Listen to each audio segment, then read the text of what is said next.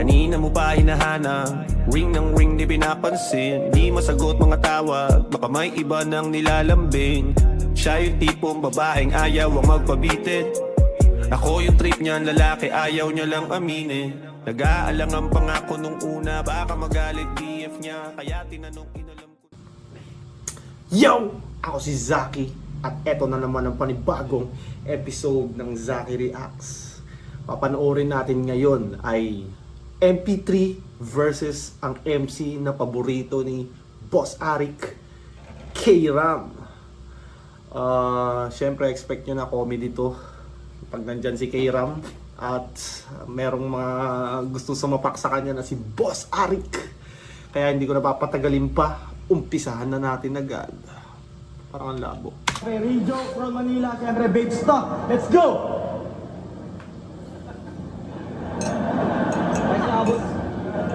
Nanalo ng Cointos. Si MP3, pinili mauna si K-Ram. Tignan ang minuto dapat. Pakinggan natin. Unang banat, Ahon 16 Day 2. Yan. Yan. Sino dito bumili lang ticket para sa dream match na to? Puta, halos lahat ata alanganin. Paano mas inaabangan pa kasi nila tayo mag-battle, boss? Ang skills mo kasi, subukan natin. Itatapat mo. Ina si Arik yung tinitira po. Skills mo kasi, subukan natin. Itatapat mo ako sa silahis. Puta, naaaning ka namin. O baka ito yung paraan para sabihin mo na nababading ka sa akin. Ano? Ano to? Nababading pala si Arik eh. Proxy mo? Boss, mali ka ng pinadala. Bay, hindi sa minamaliit talaga kitang putang ina ka. Kasi pansin mo, paglabas ng poster, halos walang may pake kung tayo'y magtutuos.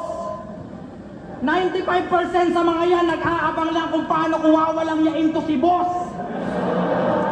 Kasi bakit ba kasi nandito ka? Away magtatay to eh, bumaba ka nga muna. Away magtatay ang puta. Pero nagpapasalamat ako sa iyo, boss. Sa lahat ng mga nagawa mo. At ikaw ang dahilan kung ba't ako nakilala ng tao. Yung buhay ko, yung binago. Ey, kinilig! Ey! Dahil ng mga nagawa mo. At ikaw ang dahilan kung ba't ako nakilala ng tao.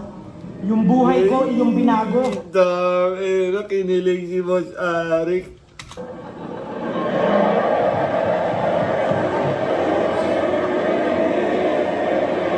Wait lang, naiiyak ako. Wait lang, putang ina. Yung buhay ko, yung binago. Dama kong mahal mo talaga ako. Lalo na sa mga effort mong ikabit yung mukha ko sa mga aso. Oo, ginawa kong aso nito ni boss at pag nakikita ko, nagiging war freak. Pero gets naman yun ang lahat, nakatuwaan lang at lap trip kahit pinapagulpi niya ako sa lahat. Wala sa aking makakalapit. Kasi pag may hindi kayo magandang ginawa sa akin, si Boss Arik magiging John Wick. Sige! Subukan nyo! Ang ina magiging John Wick si Arik. Ako yung John Wick na Chinese. Tapos gagawin mo yung angulo. Well, para sa akin, it's all good. Pero, dyan ka na wrong move. Kung ako ginawa niyang aso, ikaw ginawa ka niyang dog food. Kasi po, trip lang to sa akin, isa ka pang uhugin at lampa. Halos lahat pa ng mga battle neto, namumuna siya ng kanta. Seryoso ka? Si RG Kenser at si Van sinabihang offbeat sa kanta. Sa kanilang tatlong sinabi mo, parehas lang kayong tatanga-tanga. Kaya kung aanggulohan mo ako sa music, wala yan sa akin talab. Nanlalait ng kanta, puta, lap trip sagad. Panay po na sa awit ng iba, puta, awit ka brad. Ako nga, humble lang kahit finalist sa awit awards. Kaya wag mong talakayin yung mga bagay na hindi. Ayaw. Kaya wag mong talakayin yung mga bagay na hindi mo alam, men. Tsaka, wag ka masyadong papansin. Ikaw nga, walang maayos na kanta eh. MP3 ka pa man din. Sa ibang nota kasi nahilig eh. Kaya kung usapang kanta, wag ako gago. Kasi yung karir mo sa kanta kinang inabrad palubog. Kesa magyabang ka sa akin, makinig ka't manood. Ito'y sampal sa iyong pangalan, tanggapin ng malugod na ikaw yung MP3 pero pangalan ko pa rin yung mas matunog. Kasi punchliner ka lang, boy! At lahat... Minsan yung mga ganong punchline na obvious, effective din yun dahil alam na nila eh. Parang pwede nang sabayan eh. Ito'y sampal sa iyong pangalan, tanggapin ng malugod na ikaw yung MP3 pero pangalan ko pa rin yung mas matunog. Kasi punchliner ka lang, boy! At lahat umain na, huwag ka nang umasta. Kung may ace ng baras, ito yung gay na ungas sa takuan kumasta. Kaya Arik, huwag ka nang umalma, yung mukha hulas na. Walang takip sa pisngi, kasi nga butas na. Napainom ng tubig si Arik pagtapos yung puri-puriin, biglang pinunchline eh. Oh my God!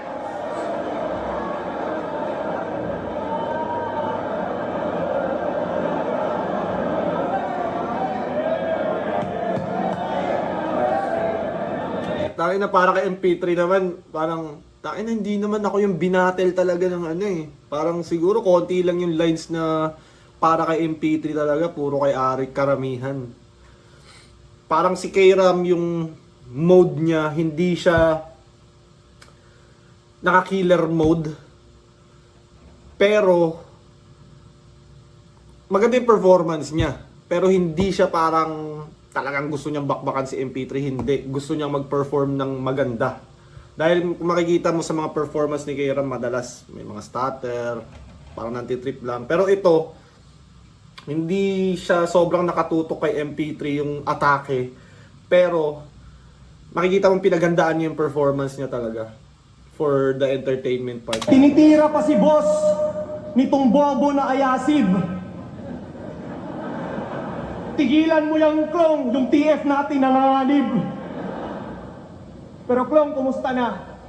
Mula nung last time natin na nagkita, sobrang dami ding nagbago. Balita ko, sikat ka na bilang MC, pero sikat din bilang aso. Pues animal abuse ang sasapitin kapag ikaw ay minaltrato. Ako'y natuto na sa mga dati kong mali, kaya di mo na ako magagago. Ipapakita ko sa inyo kung paano ko to ilalampaso. At higit sa lahat, putang ina, hindi na ako maghuhurado. Flip that game!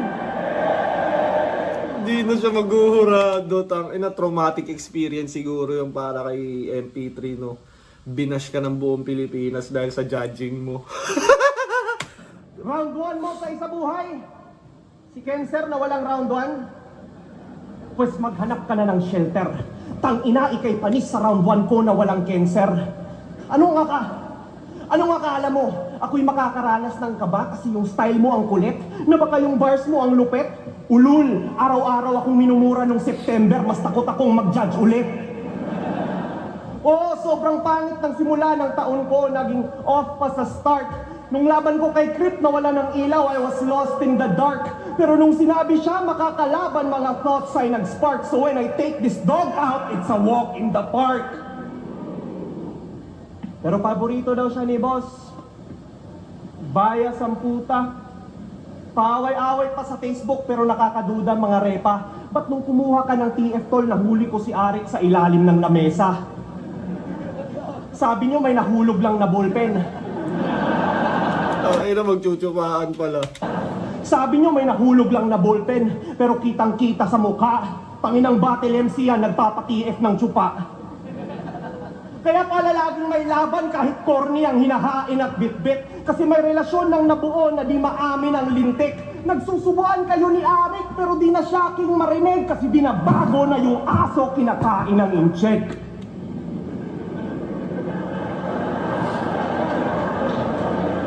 Joke lang, kasi binabago na yung aso kinakain ng incheck.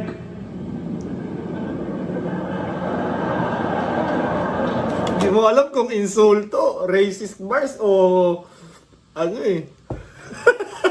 Joke lang, boss.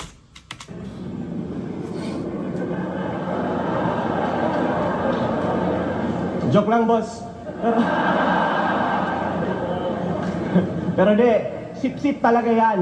At hindi lang kay Enigma. Pansin nyo, pumasok siya ng 3GS nung hawak pa nila ang liga. Nung nagnegosyo si Mot, siya'y nakisosyo para yung branding niya mahila. Ulul, hindi kakaibigan, isa kang oportunista. Kasi nung Flip Top Live, wala siya sa line-up. Pero siningit siya ni Mot, ganun ka-laughable yan, Chong. Yung chill, nakikisabit lang sa mic para magkatapult, ganun. Di ba sabi ni 60 ikaw si Jerry? Pues mukhang improbable na yon. Alam na namin anong hayop yung naghahabol kay Tom. Ika'y kumapit sa gasol nung PSP ang paangat. Sip-sip kay Skasta tsaka Floji, puta di pa ba sapat? Isang kaibigan na panggap, oportunista kalangkap. Paano mo masasabing di ka aso kung naging bitch ka ng lahat? Sa jokes may talent ka. At Yung isa sa pinaka gusto ko kay MP3, yung choices of words niya. Maganda siya, lalo na dahil batak siya sa English eh. Kaya yung, kumbaga, ang daming, yung vocabulary niya ba, mas marami siyang words na nagagamit, na mimix niya yung Tagalog, English, syempre may Bisaya pa. Kadalasan yung talaga yung lamang ng mga Bisaya, ano, si Sak Maestro, si Looney, Sixth Threat, kadalasan sa mga Bisaya, ano eh, trilingual, Bisaya, Tagalog, English. Samantalang yung mga Tagalog, English, Tagalog lang, konti lang yung marunong magbisaya kagaya ko. Tanginang binuhat ko yung sarili yung bangko eh. Pero ganun niya. pwede mo akong mamain, pero sa bars at mga punchlines tsaka sa akin alanganin. Oo, marami kang mga tropa na sikat, pero di ka hihigit sa akin. Malapit ka lang sa kanila, klong, malayo ang pagitan natin. Kaya fuck you and 3GS, kahit magpatulong ka. Ngayong pangalawang araw na ng ahon ito'y aking sinusumpa. Magtatapos na oras nyo, buong kupunan magluluksa. At ngayong gabi, ikaw ang pinakaunang 3GS na tutumba.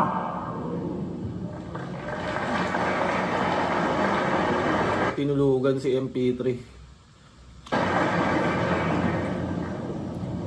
Sino dito mga nanood ng Flip Top Live? Wala? Meron. Kasi, nung Flip Top Live, nakasalubong ko tong pasikat na ugok. Nadismaya daw siya kay Bambo kasi di niya kinanta yung Tatsulok. Tanga ka ba? Nakita mo nang may bigote, di mo pa rin napansin, langya ka? Tsaka di niya talaga kakantahin yun, wala na siya sa River Maya. At speaking Bambo di pistola, di daw kinanta yung Tatsulok. Gago, puta. ng Flip Top Live, nung nag-perform ako doon, dama ko yung inggit sa gagong to. At alam kong kaya kang naandun para maghanap ng anggulo. Kung nasan ako, naandun ka din. Baka nahihilo ka lang o nalilito. Sa pagmamasid mo sa akin, ano nakita mo? E di nakita mo lang yung mga bagay na di mo makita sa sarili mo. Pambarabay pa yung forma nun. Halatang wala kang tarasa. Nakapited siya na lonta, tapos yung sapatos pa, Natasha. Kaya ang hiling ko lang ngayong gabi, sana judge ngayon si Cripply na magkandaloko-loko na. Malamang mismatch talaga kahit ikay tumodo pa. Gaganti talaga yon kasi ininis mong bobo ka, tipong babadibag kita tapos ikaw yung iboboto niya. Kasi sa pagiging bias mo, marami nang nagko-complain kasi binoto mo si Van tapos ang bobo mag-explain. Porque sa Manila, hindi binoto itong weak na writer. Kaya niluto niya si Cripply yung tila nightmare. Sa ganung paraan, gustong bumawi nitong bading na fighter. MP3 ka, pero yung boto di mo ma-equalizer. Tapos sasabihan Audio bars, equalizer. mo si M-Site na sobrang forgettable yung stilo. Kala mo talaga may linyang tumatak, nakakahiya naman sa'yo, iho. Yung mga katangahan mo, ipapa-realize ko sa'yo dito, ikaw kung may forgettable sa'yo, tangina mo, ikaw yun mismo. Mind conditioning yung ginagawa mo, wag kang feeling matalino. Realize ko sa'yo dito, ikaw kung may forgettable sa'yo, tangina mo, ikaw yun mismo. Tangina, tumalsik yung kanin sa balikat. Udang na may kanin ka na sa balikat mo, boy. Grabe naman yun, Klong. Kakakain lang ng tapsilog, tas bumatil eh. Ko sa'yo dito, ikaw kung may forgettable sa'yo, tangina mo, ikaw yun mismo. Mind conditioning yung ginagawa mo, wag kang feeling matalino. Mind conditioning yung ginagawa mo, wag kang piling matalino. Mamumuna ka ng mga bagay na wala ka din, ganun ka kadesidido. Usapang unforgettable lines, hindi lahat malalansi mo. Pero pag sinabi mong, ikaw ba si... Alam nyo na kung sino. Putangin nang yan, yung ikaw ba si? Hanggang ngayon. Ilang taon na yung laban namin ni Kayram? Ano ba yun, 2022? Hanggang ngayon may gumaganon pa rin sa akin. Ikaw ba si Zaki? Ang may-ari ng baby siya. Hanggang ngayon, men, sa comments, sa totoong buhay, hindi na natanggal yun. Kahit saan ako magpunta, may gumaganon sa akin. Sobrang tumatak nun na nakakagulat. Akala ko siguro 1-2 taon. Pero hanggang ngayon, may gumaganon pa rin sa akin. Sa comments, sa social media, at pati sa personal, may gumaganon sa akin na minsan, tanginan to, nakakainis ang puta. Pero para sa kanila, biro lang yun. Pero para sa akin, tanginan to, parang nantitrip ah. Ikaw ba si... Alam nyo na kung sino. Smoky Mountain represent! Sa turna di man tumagos, mananatiling iswating itong pagpagay pinatos. Mananatiling iswating itong pagpagay pinatos. Mula Basura Division ay dito na magtatapos. Maluwag pa yung garbage bag. Kasya pa si Bot!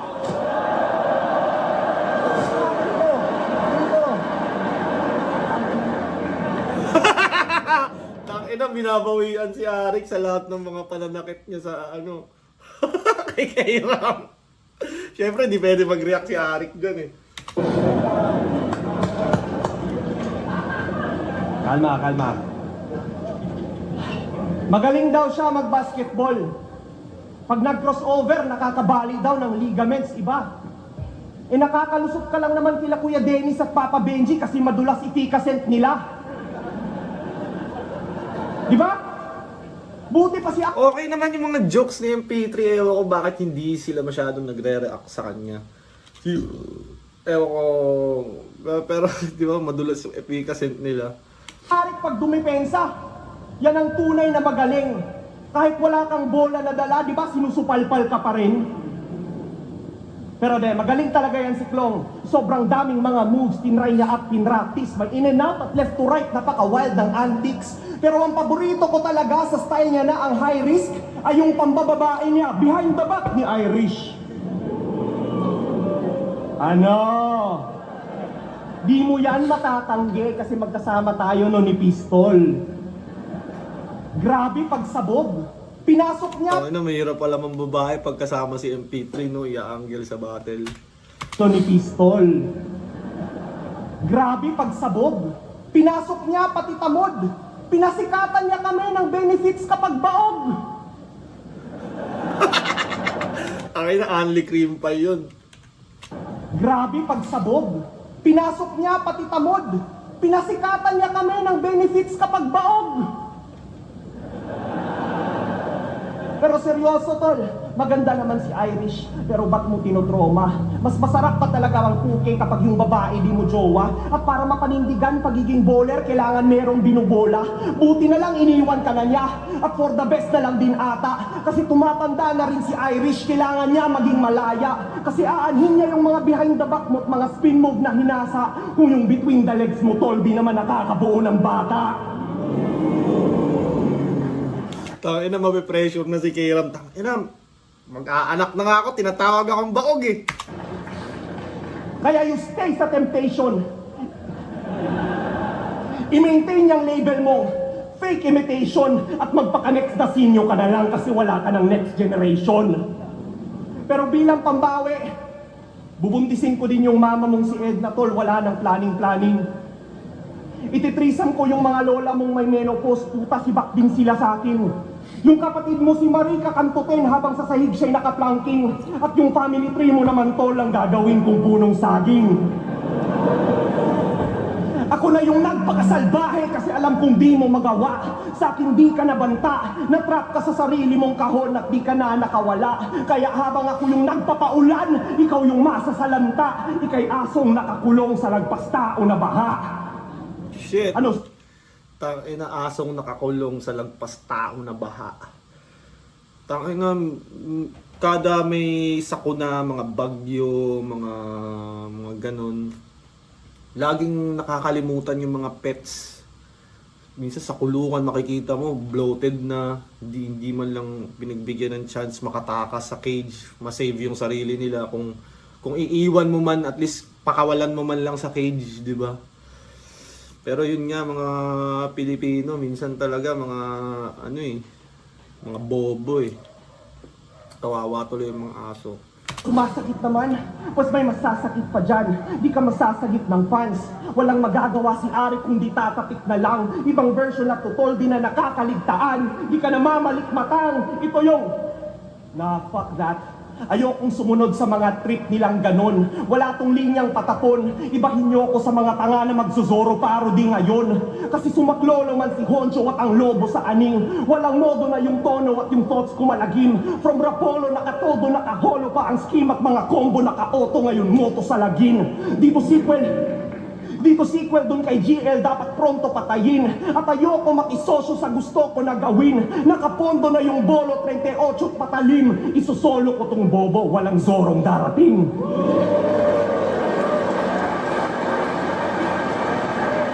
Lakas din ni MP. Lakas din ni MP dito. Malaman yung round niya. Ayoko. Round 3 game! Nung laban niya kay M-Site, ipinagmalaki niya at taos puso niyang inamin na siya daw bilang Bisaya inakakantot na siya ng puno ng saging. Really? Idadamay mo pa lahat ng Bisaya sa ginagawa mong katangahan? Sa probinsya namin, puro puno ng saging pero hindi ko yan naranasan. Ako, yung mga puno ng saging sa amin, pag wala akong magawa, sinasapak-sapak ko. Ito. Oh, yun yung nakita ko eh. Yun yung mga nakikita ko nung una sa social media, nung hindi pa uso yung kumakantot ng saging na joke. Laging ginagawang punching bag, sinusuntok hanggang mabali yung banana tree, di ba? Di ko alam bakit napunta sa parang pang-asar na sa Bisaya na kumakantot sila ng saging. Di ko talaga alam paano napunta ron sa ganong asaran. Pag wala ka magawa, sinisibak-sibak mo. Inamin mo sa harap ng madla. Oo, wala naman dong duda. Siguro habang kinakasta mo yung puno, sinutsupa mo yung bunga.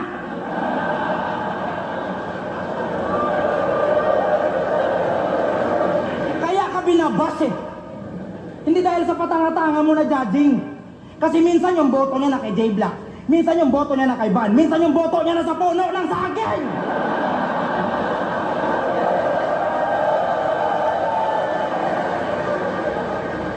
Bilang Bisaya din. Sa sinasabi mo, bibigyan kitang gantimpala. Si Kairam, sakto lang yung mga sulat ni Kairam eh. Pero pang crowd. Tapos mas bigger reactions yung nakukuha niya. Kahit konti. Mas, alam mo yun, mas malalakas yung impact. Medyo malilito ka nga lang kung karma ba to o biyaya. Medyo malilito ka nga lang kung karma ba to o biyaya. Yung ginawa mo kay Marshall, talaga namang kakaiba. Tanginan to, ayaw umikot o gusto rin talaga. Oh shit! Tangina mo, pinwitan ka boy! Tumusok ba yung tema? May nginig at may ginaw? Walang kuryente yung barena, pinapaikot lang kita. Bakla ang puta. Panay piyok pa to sa laban, tangina mo, kakahiya ka. Kakatsupa mo yan ng burat na hindi mo kakilala. Maarte sa pagkain pero kumakain ng burat na mabuhangin o matagal ka ng laspag. Ngayon sabihin mo sa amin, gago, na di mo naranasan yung pagpag. At hindi mo ko madadaan sa mga taglish mo na rhyming. Ano akala mo kayo lang may internet? Puta, meron din sa amin. Alam ko kung bakit taglish ka at hamo, boy, kahit di ka pa umamin. Sobrang obvious naman, Mike, na lahat sa rhyme zone yun ang galing. Tanginan to, porque magaling mag-English, pakiramdam niya, mas matalino siya sa iba. Sasabihan mo pa si Boss Arik na bobo mag-English, baka pektusan kita. Baka nakakalimutan mo, it's peso, not peso. And cause you're a gay bro, Your name shall be Rainbow! Tangina mo! Parang lyrics ata ni Arik yun kay Fredo. Binigyan na ng karangalan yung bansa, hindi mo pa rin talaga ma-acknowledge. Ngayon ipapakita ko sa'yo na I can easily switch in a different language. Cause whenever I'm on stage, I always pray. Every night and day, every holiday. MP3, fuck that, you're out the game. And when I spit round, you better sleep now. So, deep down, hit ground. Can you see that I'm fucking you in front of a cheap crowd? Everybody know I can dance and rap like Chris Brown and Enigma. We're gonna be proud, and that's all. Ni hao. Galing ni Kairam. Yun talaga ang ano sa big stage eh. Hindi na siya about lang sa bars, lyrics. Hindi na siya about lang doon. Kailangan din yung performance mo. Tas yun, gets ka kagad ng tao. Hindi naman siya rektang punchline kay MP3 eh. More on, kumbaga, showmanship, entertainment.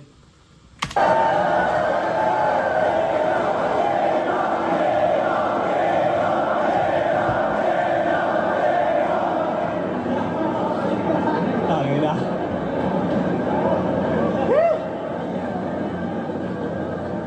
Akala ko kaibigan tayo ah. Alam niyo ba kung paano ko nalaman na may taglay ito na katangahan? Eh pumayag ba naman na maging dakilang comeback battle ni Badang? Seryoso tol, pumayag ka? Alam mo na anong brand ng ganong MC? Yung matchup niyo ang awkward at ang random parang gang ni Arthur Neri. Alam ko yung gang ni Arthur Neri na yun. Doon yun sa parang sa Break It Down eh. Tapos parang nag-joke si Arthur Neri na hindi na-gets ni Looney. Yun sa pagkakaalam ko. Yan ang matchup yan. Rapist versus rabies. Nung time na yun, ikaw pinaka-viral dahil sa laban yun ni Saki. At panalo mga moments. Pero ba't nung laban yun ni Darwin, naging palyado na yung offense. Nawalan ka ng crowd control at binigyan mo siya ng audience. Puta, Badang na nga lang yung kalaban, oh, natalo pa sa comments. Pero ganyan talaga. Tangina, kahit ako nagulat ako noon. La! May kumakampi kay Badang. Talaga, akala ko dati mga dami account ni Badang yun, yung mga nagko-comment for him eh. Pero nagulat ako na tangina, talagang may nagkaka-interest kay Badang. Ganito talaga yung mga Pilipino. Natitripan nila si Badang. Oh ma! Si Klong. Ganyan talaga si Klong. Mahirap i-take serious. Nagpapanggap lang na oblivious kahit yung pattern ay continuous. Bulag-bulagan sa mali kahit aware na siya sa issue. Sa tigit sa lahat, alam niya din kung saan nagtatago si Pibus. Di ba sunod-sunuran ka sa kanya? Pagiging tuta, kinarir. Eh di puntahan mo din siya sa Dubai, tas dalhan mo ng flip-top beer. Binilhan ka lang ng sapatos, naging loyal ka na agad. Feeling ka mag-anak na likas. Teka lang, wanted ba si Phoebus? Wanted ba siya? Like fugitive, like hinahanap siya, hinahunting siya? Or may kaso lang siya at hinihiringan niya na? Hindi ko alam eh. Kasi di ba, posibleng hindi ka mahanap ng batas, tol. Posibleng hindi ka mahanap kung nagtatago ka lang somewhere, di ba? May warrant of arrest ka, mahanap at mahahanap ka. Hindi ko alam kung may kaso lang siya tas hinihiringan niya, inaayos niya, or talagang may warrant of arrest na siya. Yun ang hindi natin alam. Sige nga, bilan mo din siya ng sapatos, yung nakakaapat ng Pinas. Di na siya makauwi ng Pilipinas. Ang galing ni Lord, ang galing, masaya si boss, wawawiwa. Akala kasi nila na mapapalitan nila ang flip-top porket namirata sila ng rappers. Ulul sa sobrang hina ng inyong liga, di kayo nagkaroon ng scalpers. Di ba sinumbatan mo din si Cripply na wala siya sa flip-top nung pandemic kasi meron kang dignity? Bakit? Nandito ka ba sa flip-top nung active pa yung PSP? Walang nakapansin, pero last year sa ahon na siya nagpakita isang beses lang sa isang taon. Pinatapos muna yung matira mayaman bago siya nagbalik at naghamon. Habang sa lahat ng events ng PSP siya naging present at nag-host pa nga siya doon. Tas Manunumbat ka na, nandito ka nung pandemic, mahiya ka naman, Klong.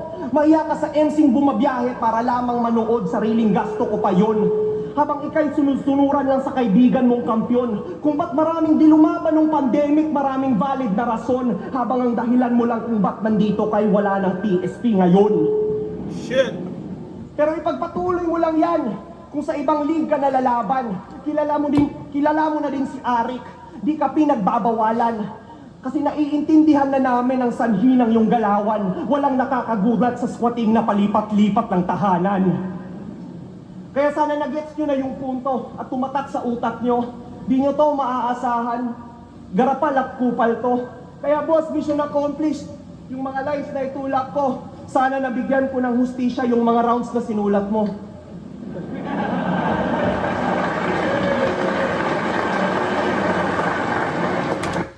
Si MP3 medyo personals, battle mode talaga, atake talaga kay K-Ram, samantalang si K-Ram parang for the show. Tinira niya si Arik, kulitan, entertainment, tas konting may moments, may mga, yun nga, para sa akin mas malalaki kasi yung moments ni K-Ram eh. Pero pagdating sa punchlines, parang mas lamang si MP para sa akin. Flip top, MP3 versus K-Ram. Mag-i-ice one best para sa kanilang pareho.